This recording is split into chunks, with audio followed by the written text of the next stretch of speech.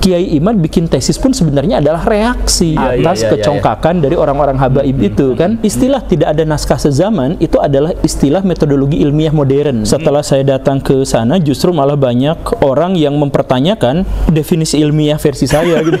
Ya beneran dong di framing sudah profesor yang dimaksud itu ketika saya kontak, ayo kita diskusi terbuka. Saya tantang untuk diskusi pada seorang yang gelarnya itu profesor, yang gelarnya itu dosen, gelarnya siapapun.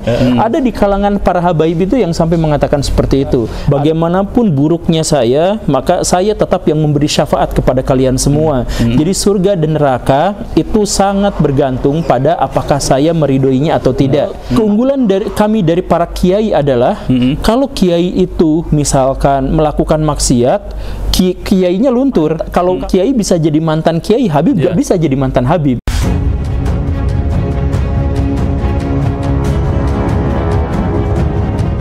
Assalamualaikum warahmatullahi wabarakatuh. Waalaikumsalam warahmatullahi wabarakatuh. Alhamdulillah saya bisa bertemu dengan Pak Guru yang kemarin sempat heboh nih. Masih heboh sampai sekarang. Masih heboh sampai sekarang ya. Pak Guru, tempo hari itu kan menggelegar lah bahasa saya. Pak Guru berani itu masuk ke sarangnya ini kan ya, ke Robito, nggak main-main. Dan di situ Pak Guru melampiaskan unek-unek yang luar biasa. Termasuk polemik nasab ini bukan karena kajian Kiai Imad, tetapi oleh pihak-pihak dari habaib itu sendiri. Betul. Nah, itu seperti apa bisa dijelaskan itu? Iya, jadi sekali lagi masalah habaib itu adalah bagian dari kultur keagamaan di Indonesia. Dan karena bagian dari kultur keagamaan di Indonesia, maka studi-studi akademik biasanya dibatasi atau bahkan tidak ada sama sekali.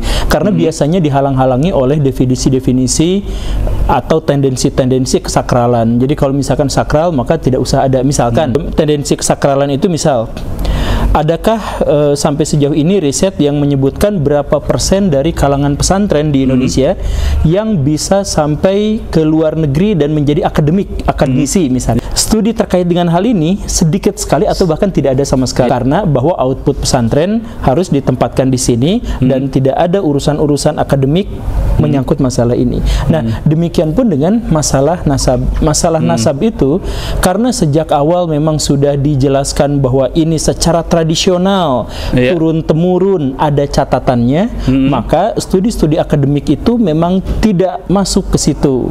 Nah, yang terjadi itu sebenarnya apa? Yang terjadi itu pasca tahun 2000 ketika Orde Baru lengser, itu ada di antara segolongan habaib atau orang yang menganggap bahwa dirinya keturunan Nabi itu muncul ke permukaan. Muncul ke permukaan untuk berpengaruh di dunia politik, masuk ke dunia yang pesantren dan lain sebagainya. Itu masuk lebih dalam lagi, melakukan penetrasi. Nah, ini sebenarnya memunculkan juga ketidaksukaan dari sekelompok dalam tanda kutip orang-orang yang memiliki otoritas keagamaan tanpa label habaib. Ini sebenarnya terjadi gesekan dari lama itu, gesekannya itu cukup keras. Jadi salah satu yang kemudian saya soroti itu adalah representasi perkelahian antara Banser dengan FPI. Itu kan Banser itu mewakili NU, FPI juga kan sebenarnya dibesarkan dari lingkungan NU. Kultur sama-sama NU. Tapi kenapa bisa bergesekan? Karena yang satu habaib dan yang satu lagi itu adalah non habaib. Dan ini tuh besar di kalangan bawah, di kalangan pesantren-pesantren ini perseteruannya cukup besar. Cukup ini ya, kental ya. Cukup kental. Bahkan misalkan di NU itu sempat ada dari kelompok habaib dengan di puncak strata tertinggi NU itu sempat ada friksi. Nah, ini tidak disorot oleh banyak pihak. Jadi yang disorot itu adalah dari golongan habaib itu mulai muncul banyak sekali orang-orang yang menyuarakan sesuatu yang mengganggu gugat otoritas dari kiai-kiai kampung dalam tanda kutip gitu kan, bahwa saya Habib derajatnya lebih tinggi, bahwa saya Habib lebih mulia, bahwa bagaimanapun buruknya saya, maka saya tetap yang memberi syafaat kepada kalian semua. Jadi surga dan neraka itu sangat bergantung pada apakah saya meridhoinya atau tidak. Ada di kalangan para habaib itu yang sampai mengatakan seperti itu. Ada di kalangan para habaib itu yang sampai mengatakan bahwa bahkan ketika ada orang yang ahli maksiat, ketika dia tidak taat kepada norma-norma dan formulasi agama, dia tetap bisa masuk surga dengan jalur VVIP kalau mencintai golongan kami dan lain sebagainya. Nah, ini di kalangan, kalau misalkan kita melihat Islam secara keseluruhan, yang Muhammadiyah antang-antang aja. Saya bodoh amat, gak peduli sama yang kayak gitu. Saya kalaupun percaya pada habaib, saya tidak percaya pada keunggulan mereka secara signifikan dibandingkan dengan manusia yang lain. Begitupun dengan Al-Irsyad Persis, orang-orang yang kita sebut sebagai Wahabi dan sebagainya. Tidak mereka percaya, mereka adanya Habib. Mereka tidak terlalu peduli dengan itu, karena fokus kami adalah kami akan memuliakan orang yang memang mulia dengan karakteristik atau standar syariah yang mereka pahami. Akhlaknya baik, penegakan hukum yang baik, komitmen terhadap ajaran agama Islam, itu saja yang mereka ukur. Nah, ini habaib bawa standar atau karakteristik baru atau kriteria baru bahwa mulia itu kalau keturunan Nabi. Nah, ada secara zati secara zati bahwa itu ada kemuliaan itu turun temurun. Betul. Itu yang diglorifikasi menurut betul glorifikasi. Bahkan sampai ada dibentrokan. Misalkan ada beberapa dari habaib yang sampai mengatakan bahwa keunggulan dari para kiai adalah kalau kiai itu misalkan melakukan maksiat, kiainya luntur. Kalau dia melakukan dosa, kekiaiannya luntur. Tapi kalau kami Habib mau melakukan apapun, darah secara genetiknya sudah nyambung bersama kami. Jadi kami tidak bisa jadi kalau kiai bisa jadi mantan kiai, Habib gak bisa jadi mantan Habib. Tetap aja Habib Tetap aja. Jadi kemuliaan mereka itu menjadi seperti itu. Nah, ini diperparah kemudian segelompok orang-orang NU itu diperparah dengan di luar NU, masyarakat awam yang seperti kita gitu yang makan di warteg yang kayak gimana itu kemudian kesal juga dengan klaim-klaim otoritas dari habaib itu. Nah, makanya ketika muncul Kiai Imad, dan harus digarisbawahi bahwa Kiai Imad bikin tesis pun sebenarnya adalah reaksi atas kecongkakan dari orang-orang habaib itu kan. Reaksi sosial dari analisa-analisa sosial dan fakta-fakta lapangan itu. Betul. Jadi itu sebenarnya Kiai Imad itu reaksi. Seandainya nih kalangan habaib itu tidak menuntut privilege, tidak menuntut bahwa mereka itu harus dimuliakan sedemikian rupa, maka Kiai Imad saya yakin tidak akan menulis tesisnya itu. Saya setuju Kiai Imad masih jadi muhibin Iya, mungkin aja masih jadi muhibin. Yang membuat beliau itu protes itu kan adalah karena hal-hal buruk yang dibuat oleh para habaib itu. Makanya saya kemarin ngasih saran, bukan permusuhan, ngasih saran kepada para habaib, kalau mau polemik ini selesai dan para habaib itu dalam tanda kutip lah kembali mendapatkan tempat di hati masyarakat, itu oknum-oknum yang menyesatkan masyarakat demi mengglorifikasi diri dan kelompoknya, itu tertibkan dulu, hilangkan dulu orang-orang yang mencoba untuk ngurusin makam dan lain sebagainya, itu tolong ditertibkan dulu, karena masalahnya bukan akademik. Kalau misalkan akademik itu nggak akan polemik. Setuju saya. Jadi saya sering sampaikan, debat antara Einstein dengan Born itu tidak memunculkan polemik yang gontok-gontokan, itu nggak ada, karena debatnya akademik. Nah, ini pun nasab itu kan mereka dengan Gus Rumailnya justru malah cari manuskrip sebanyak-banyaknya. Kemudian Kiai Imad juga nyari. Itu nggak berpengaruh kepada masyarakat. Berapa banyak di antara masyarakat itu yang baca kitab-kitab itu? Jadi artinya masyarakat itu tetap yang percaya karena sudah fakta-fakta sosial, itu yang benci tetap benci. Yang kemudian ini masalah sentimen nggak bisa dihentikan dengan urusan akademik. Saya setuju kemudian ini lagi nih tentang pendekatan ilmiah. Ini kan keduanya menggunakan ilmu nasab dah. Pak Guru kan mendekonstruksi kalau tidak salah. Iya, betul. Nah, itu seharusnya seperti apa nih Pak Guru? Sebenarnya dekonstruksi itu justru ada di tangan Kiai Imad. Oke. Jadi Kiai Imad itu mengatakan bahwa tidak ada naskah sezaman yang bla bla bla. Istilah tidak ada naskah sezaman itu adalah istilah metodologi ilmiah modern, bukan metodologi nasab. Dalam metodologi nasab mereka sendiri mengklaim, mengakui dan menegaskan, bahkan membanggakan bahwa emangnya ada dalam ilmu nasab syarat naskah sezaman. Mereka kan justru malah mempertanyakan itu, bahkan dengan bangga mengatakan gak usah kayak gitu selama dia dipercaya dan seterusnya dan seterusnya. Surah wal istifado ya. Betul. Metodenya Sedangkan Kiai Imad justru malah menggunakan pendekatan historiografi modern, di mana ada nggak naskah sezamannya.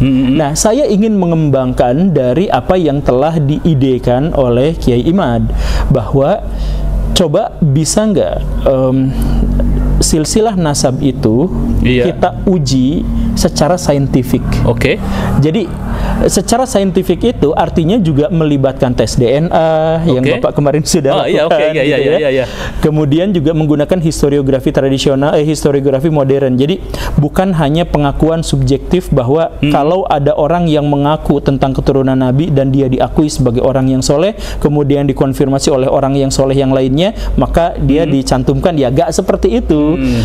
Kita menggunakan metodologi ilmiah. Karena apa? Jadi ilmu nasab itu, nah ini ada, tapi nanti saya jelaskan. Ilmu nasab itu adalah ilmu yang diperintahkan oleh Allah Subhanahu wa taala, tetapi metodologinya itu buatan manusia.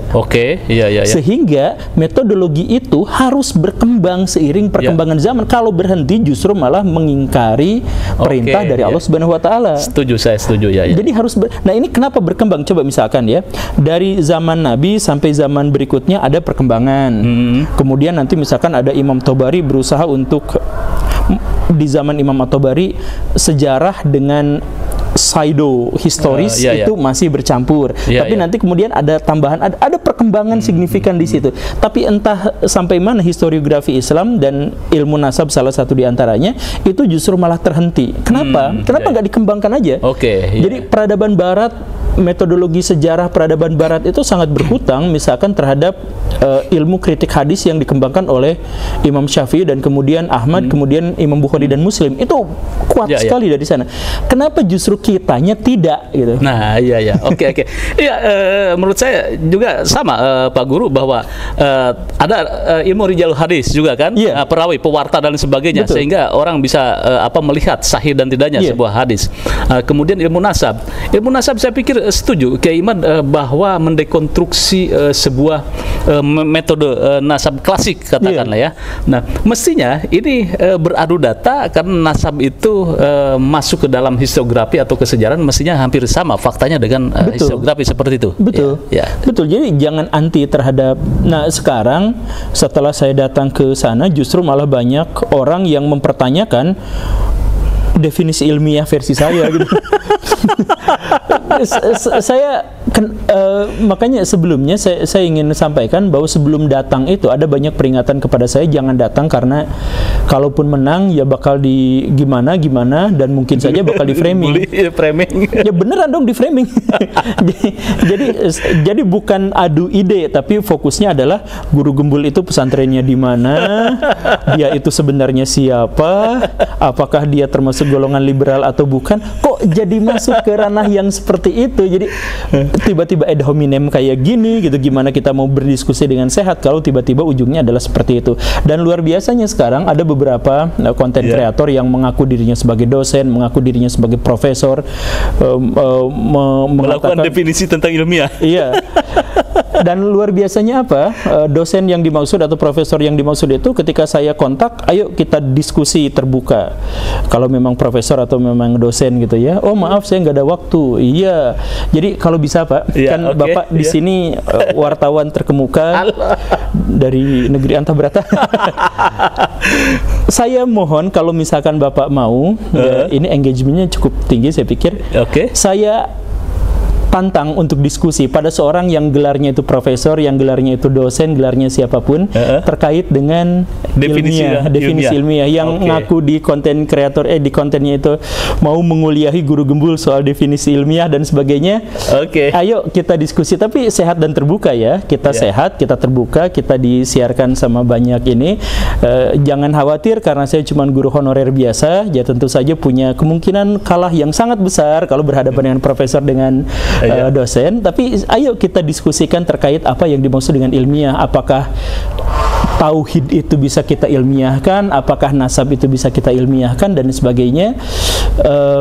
Ayo kita diskusikan itu. Cuman kalau urusannya dengan Robitoh Alawiyah nanti lagi. Siap. Karena ya itu jadi cerita-ceritanya keluar dari hal-hal yang ilmiah gitu. Makanya saya bilang kemarin ke Robitoh Alawiyah, saya mohon maaf, saya masih sangat menghargai beberapa orang yang ada di sana yang mengundang. Ada orang-orang yang begitu ramahnya, ada orang yang begitu terbukanya dan sebagainya.